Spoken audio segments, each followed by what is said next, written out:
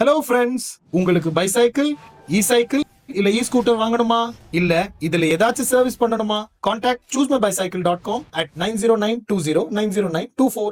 Argument given by the Honorable Minister is completely against the rules. The rule is very clear. A bill which is dependent only or partly upon another bill pending before the House may be introduced in the House in anticipation of the passing of the bill in which it is dependent. Here, one is the Constitution bill. Very clearly, one is the Constitution bill. And other two is not a Constitution bill. It will not be a good practice, sir. Sir, we cannot allow it, sir. There are consequences, sir. When the Constitution Amendment Bill is going to be defeated, then what is the point, sir? मान्य क्रम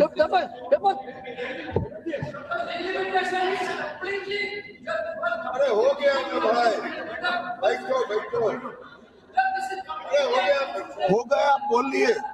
अरे बैठो, आप तो अपनी बात के मान्य अध्यक्ष जी, मैं व्यवस्था दे रहा हूँ इस पे, मैं व्यवस्था दे रहा हूँ अभी। अरे भाई हो गया, मंत्री जी मैं व्यवस्था दे रहा हूँ इस पे भी। मान्य अध्यक्ष जी, माननीय सदस्य वेणुगोपाल जी ने एक प्रकार से दो मुद्दे उठाए।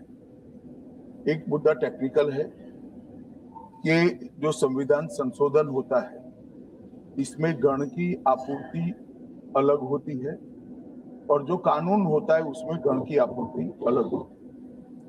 सदन के बहुमत के जो रूल्स है, जो नियम बने हैं वो अलग अलग, इसलिए इस पर साथ में विचार नहीं हो सकता।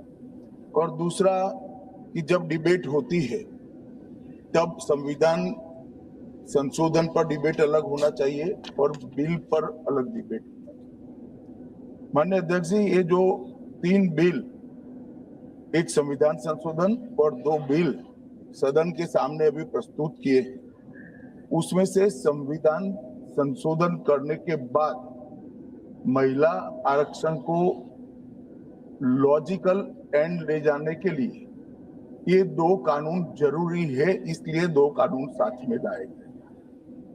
एक प्रकार से संविधान संशोधन होने के बाद जो जरूरियात उत्पन्न होती है उसी में से ये 2 कानून लाने का सोचा गया है।